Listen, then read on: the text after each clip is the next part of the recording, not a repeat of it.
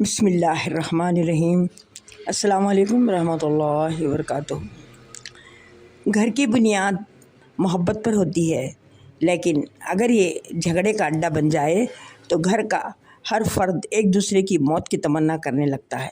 خاص کر جب میاں بیوی کی چھوٹی موٹی کھٹی میٹھی لڑائیاں خون ریز جنگ میں بدل جائیں تو پھر میاں ہر وقت یہ دعا کرتا رہتا ہے کہ یہ پرانا مال سرک جائے تو اس کی جگہ نیا مال لے آؤں، اور بیوی اندر ہی اندر گڑ گڑاتی دعا کرتی ہے کہ یہ پیٹلا سٹ پٹ ہو جائے تو میں اس کے مال پر قبضہ کر کے سیٹھانی بن جاؤں۔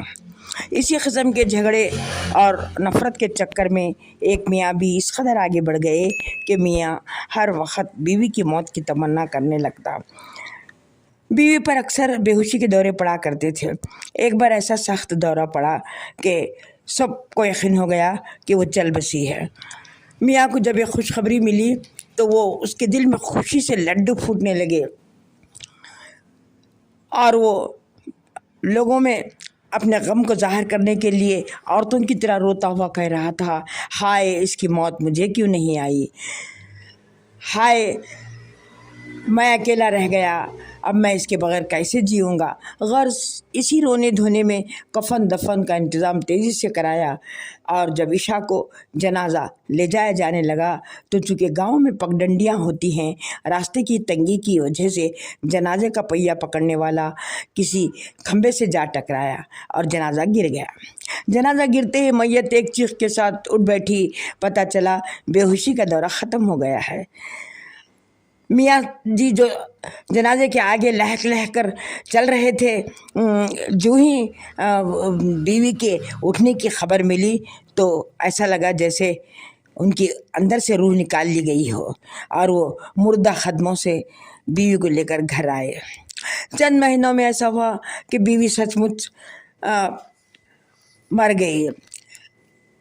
اس کی موت کی اچھی طرح سے جانچ کرائی کہ یہ جب پورا یقین ہو گیا اور حکیموں نے بھی بتا دیا کہ وہ سچ مچ فوت ہو چکی ہے تو میاں جی کے دل میں خوشی سے لڈو پھوٹنے لگے، اور انہوں نے زور سے اپنا سینہ پیٹتے ہوئے نعرہ لگایا، انا للہ و انا الیہ راجعون، اور عورتوں کی طرح رونے کا ناٹک کرتے ہوئے جلدی جلدی کفن دفن کی تیاری کرا کے مغرب سے پہلے جنازہ لے جانے کا اعلان بھی کرا دیا۔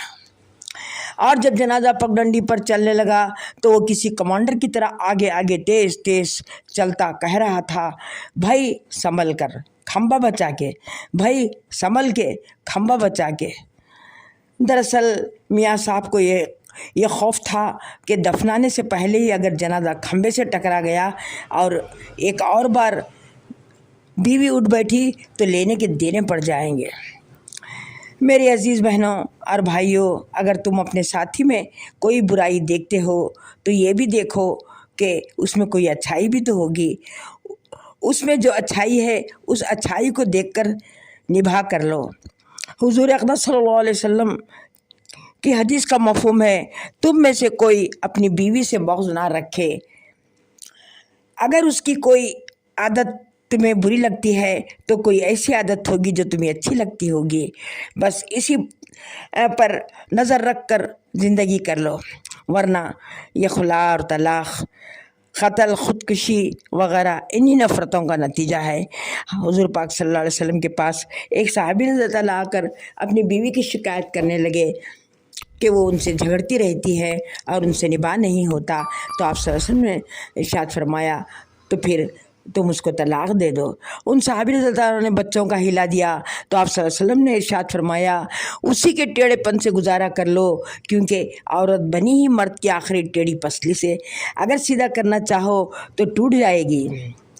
اللہ کے لیے بیوی یا شوہر اپنے ساتھی کے عیبوں کو تول تول کر گن گن کر دل میں نہ رکھے اور بدلہ لینے کی نہ سوچے، فوراً اس کو دھو لیا کرے، معافی کے آنسوؤں سے یا خدمت کے جذبے سے یا درگزر اور ضبط کر کے، ورنہ دیکھا جا رہا ہے کہ نفرتوں نے عورتوں کو 4 بچوں کے ساتھ طلاق کے 3 کوڑوں کے بعد سڑکوں پر پٹک دیا، اور وہ بھیک مانگتی پھر رہی ہیں۔ انہی نفرتوں نے شوہر کو بیوی کے قتل اور بیوی کو شوہر کے قتل پر مجبور کر دیا، حتیٰ کہ وہ اولاد جو 9 ماہ ماں کے پیٹ میں رہی اور 2 سال ماں کا دودھ پیا، وہی اسی نفرت کی وجہ سے ماں کی گردن ذبح کر دیتا ہے۔ نفرت جہنم کو لے جاتی ہے اور محبت جنت کو۔ اب آپ کو اختیار ہے کہ جو چاہے راستہ اختیار کر لیں۔ اللہ ہم لوگوں کو جنت کے راستے پہ چلنے والا بنا دے، آمین۔